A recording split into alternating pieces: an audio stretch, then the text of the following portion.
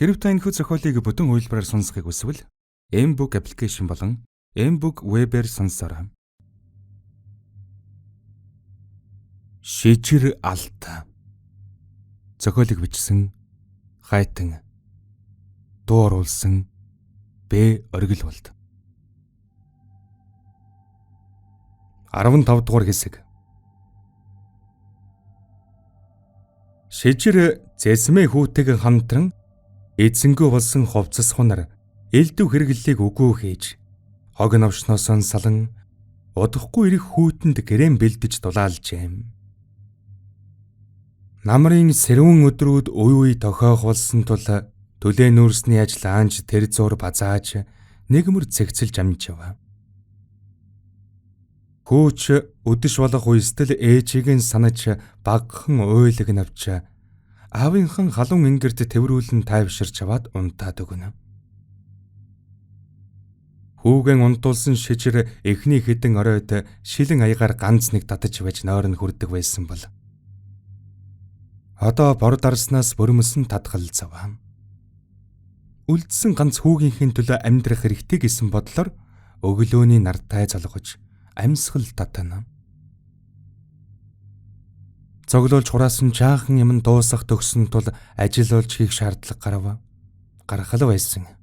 Гарах нь цаг хугацааны асуудал байсан авч ийм хурдан ирнэ гэж төсөөлсөнгүйд гудамжны булангийн дэлгүүрээс зар мэдээ авч ажлын зар харсаар өдрийг баргуулжээ. Хүүгэн дүү охины дон үлдээж 2 өдөр ажил хайсан ч төдийлөн амжилт олсонгүй.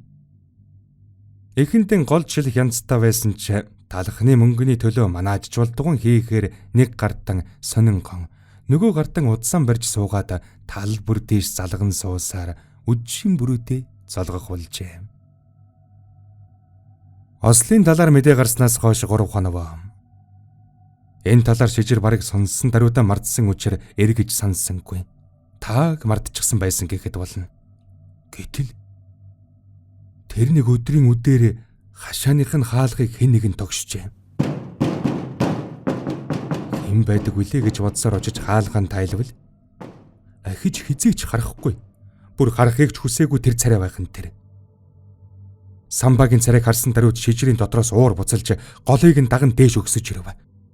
Толгоогоо цагаан бинтэр битүү ороож өрөөсөн гаран хүзүүнээс нь сойж тогтоосон байх бөгөөд хөмсгнийхэн дээр сэдэрч тав тогтоод гэмт хүний гөлөлдсөн харцаар шижирлүү духааран харан зогсож байлаа. Шижир түүнтэй уулзахыг, түүнийг сонсохыг, түүнийг харахыг ч хүсээгүй тул хаалгаан хаах гэхэд самба хаалгаан завсар нь хөлөн тэгэлдүүлэн зогсов. Самба арчаагүй сул дуугаараа найзгаа уучлаарай гэж хэлээд хариу хүлээх мэт доош харсан чихтийн дуугүй харан зогсоход шижир хариу дуугаралгүй хаалгаан хахаар ахин угдчин татжээ. Гэтэл самбагийн цаанаас бүсгүй хүний шингэн хоолоогоор мэдлэх нь сонсогдов. Лавлан харвал тэр эхнэртэйг нь иржээ. Урна нөхрийг нь бодвол хүн чанараар хайв илүү. Ямар ч ашиггүй ажиллаад ирсэн үед нь нөхрөөсөө нууцаар хідэн төгрөг гартан сэм атгуулж хүүхдүүдтэй ядаж чихэр бав аваад очоорой гэж тусалж байсан удаа тэдний хооронд хэд бий. Бүсгүй харж таньсан шижир самбаг тэр дорн хөөчгөж чадсангүй. Хаалгаа нээж тэднийг гэртэн оруулжээ.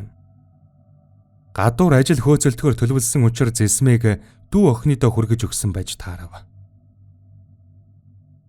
Бодог нь халцарсан намхан модон ширээн дээр шаазан дотор халуун хар цайнаас дэгдсэн халуун уур нарны гэрэлд утаа мэд өөгөж агаарт эргэлдэж байхыг тэр гурав замхартал харж суугатан хоорондоо нэг ч үг дугарсангүй. Шижир тэдэнд нөөр өгөхгүй байх санаатай гажуулдан суугатан сонингийн заран хар сарсуна. Харин самба гэмтхэн гэлбэлздгийн жишээгээр доош харж суугаад хуруу гаран оролдоно. Урна өнгөрсөн бүхнийг хаанаас эхэлж ярихаа мэдэхгүй сандарч байснаа тэднээс түрүүнд ам нээж шижир минь бид цөм залуу хүмүүс бүгдээрээ л анхудаа амьдарч байна. Алдаа мадаггүй байна гэж байхгүй. Залуухан аль алдаж Найз нөхдөө гомдоохыг тэр гэхэвд намайг бодвол та хоёр ир улс байна. Иймэрхүү маргааныг ганц удаа юм гэж бодоод ир улс шиг эвлэрвэл ямар вэ?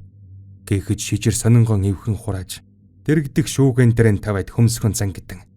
Орна. Найз нь чамайг бол ойлгож байна. Бид хоёрын дунд ингэж гүйх хэрэг чамд байхгүй шүү дээ. Миний найз ингэж өөрийгөө зовоохоор өөр хэрэгтэй юмдаа гүйж явсан дээр биз. Наад нэг махан толгойч нь ойлгохоос өнгөрсөн. Алтан чунаж тогорсон хүн байгаа юм. Яаж ч хилээд нэмэргүй гэж хилээд сандлаасан босох гэхэд урнаа сандарч тэр алтны тухай би мэднэ гэж шижир буцан суув. Урнаа хоолойгоо засаж цүнхнийхэн оосрыг чангадхан сууна. Найз нь тэр алтыг харсан. Бас алт бидэнд байгаа. Үрж зарж инээтрээ болоогүй бүв бүтнээрээ байгаа. Тэгээд наадах чинь надад ямар хамаатай юм бэ? Хамаатайгийн хувьд та нарт бүгдэнд чинь хамаатай. Би юу басныг сонссон нөхрөөсөө ч тэр үздэг хардаг хүмүүсээс ч тэр ямар тач зүгээр нэг олз биш гэдг нь одоо тодорхой. Харин одоо хин хэнийг үзэн ядаж жигшиж суух цаг биш шүү дээ. Одоо эвлэрч энийх үеийн лаг яаж өөрсдөөсөө зайлуулж ам бүтэн гарахаа бодох ёстой гэж бодогдох юм. Орна, чи нэг юмыг ойлго. Би тэр чиний яриад байгаа үеийн лаг чинь үүрэхгүй. Би ямар буруутай гэж үүрэх юм. Харин ч ихэндээ би самбад бүгдийг хэлсэн. Ийм чөтгөр шулам хоргодсон муу ёрын юмтай зууралдаад үгээ хэлж явна гэд. Нөхөр чинь надад туслахын оронд миний эхнэрийг тонилгож намайг хэрэгтэн болгох шахсан хүн. Би танаа нөхөрт бүх насаараа гомдож эмтэрнэ. Миний жаахан хүүхдүүдийг өнчрүүлж гисэн хүн шүү дээ. Тэгсэн атлаа ямар ч ял шийтгэл идлээгүй. Хийсэн хэрэгтэй гэмшигчгүй байгаа. Гэтэл одоо надаас тусламж асууж байгаа юм уу? Ямар нүрээрээ миний царайг харж чадчихна.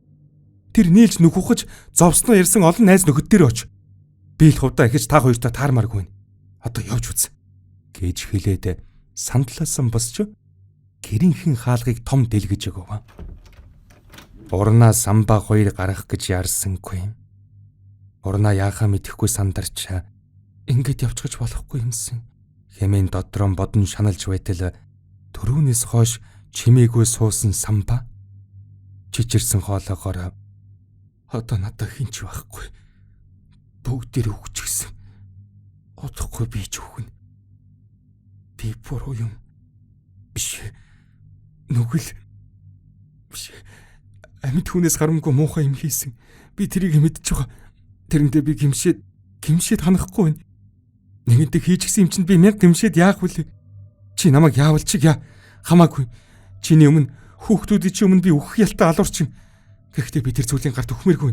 Алах ёстой бол чийл намайг хал. Гэж ойлон хэлэхэд шижрийн нурууны голоор танил атлан тайлбарлахын аргагүй таагүй мэдрэмжгүйгээд өнгөрөв. Өгчихсэн гинэ. Яаж яваад хизээ гэхэд урнаа машинтайгаа хөмөрчихсөн. Амгааг татаж гаргах гэж угаад сонсоо машинтай зүг шатчихсан. Готов арматурт хоолоогоо нөхлүүлээд нэг хүн модон жорлон тунаад нөгөө нь гэртээ өнгөрөөд удчихсан байхад нь олсон гэсэн. Одоо үнэхээр л манай нөхрөл үлдлээ.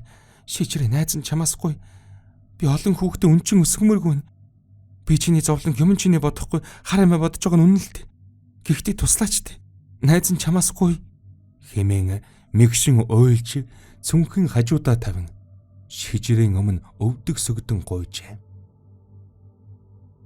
Бүх зүйл тодорхой.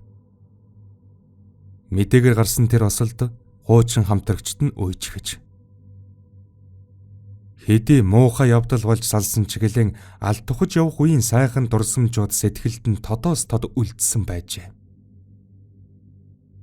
Ашиггүй ажиллаад хоолгүй болсон эрчүүд нэгнийх нь цүнхний мухраас олсон хатуу аруулыг хүнийх нь тоогоор тэнцүү хуваачгаад хүлхэж байхтан нэгнийг нь шоолон хөхрөлдөж байсан төрх нүдэнд нь харагдахад шижрийн хоол өөрийн ирэхгүй зангирав. Одоо тэр эрчүүд бүгд байхгүй. Хинч үлдээгүй. Бүгд л тэр нэг явдлаас болж бурхантан явсан. Цаг бусаар өнгөрсөн тэдгээр эрчүүдийн ард олон нялхас өнчөрч, олон бүсгүүчүүд бэлэвсэрч үлдсэн билээ. Дайсан тач хүсэмгүй зовлон амсаж яваа шижир маргааш өглөө эрт самбатаа уулзахаар тохирчээ. Урнаач түүний гарыг адхан байн талархаж баярын нулимс унгасаар гэрээс нь гарав. Самбаг бие засгаар жорлон явсан хойгуур урнаа шижирт найз нэг л сэжигтэй санагдаад нэг лам дээр очсон юм. Тэгсэн Самбагийн хийсэн бүх юмыг л хэлж байна лээ. Гээд урам нь хугарсан янзтай доош харан зогсов. Шижирээ би тэр газарт нь очиж аргадахаар явсан. Гэхдээ нэг л бүтэлтэй юм болоогүй. Энэ алтыг бүр тэнд нь аваачиж болсон гэж. Гэснээс тэр алтхаа нугаа юм. Би тэрийг гэртээ бүр шүүгийнхэд орно уучсан. Айгүй бол манай Самба шуналтай юм чинь аваад зарж үрчихнэ гэж бодоод айгаад. Зөв. Найдвартай газар хадгалж байсан л дээр. Манай хүн бүр намайг чөтгөр шулам гэд ярихаар итгэхгүй байх гэж би их айж үж хэлэх гэсэн чинь тэр дурал гимтлээс яриад ингэж эхлэе гэж хэлсэн. Ийм олон хүний үхэл харсан юм болохоор бас амьд үлдэхийг хүссэн үсээгүй итгэж явах шиг байна та. Тэднийг ярилцаж дуусахад Самба гарч иржээ. Шижир тэднийг үдэж явуулаад охин дүүдээ мэдээ хүргэв.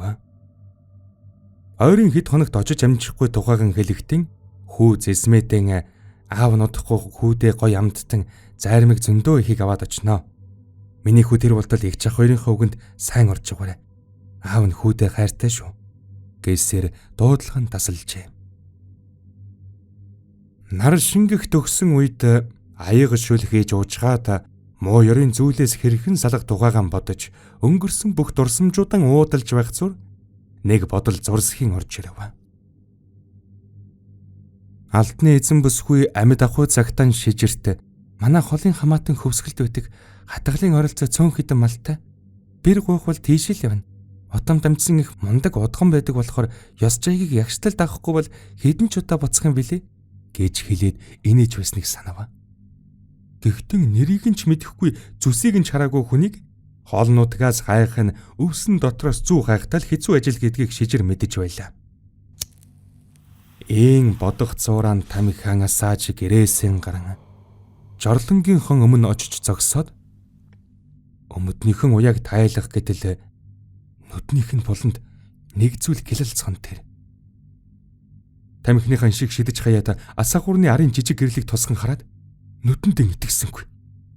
Өнөөх алт дүрээрээ мөн. Үүнийг харсан шижрийн хамаг биеийн шар ус босч зүрх нь цээжнээсэн үсрэн гарах нь холгүй болов.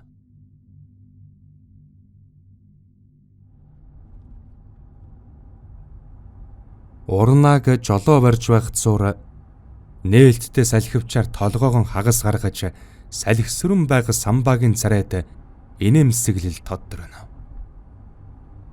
Үүнийг харсан эхнэр нь мууц найзтайгаа эвлэрсэнтэй тунчиг баяртай байна та хэмээн бодож тайвширч байвч түүний дотор хинээж санаанд доромгүй муухай бодол буцалж байлаа. Хэрв та энэхүү зохиолыг бүтэн үйлбэрээр сонсохыг хүсвэл M-Book аппликейшн болон M-Book Web-ээр сонсороо.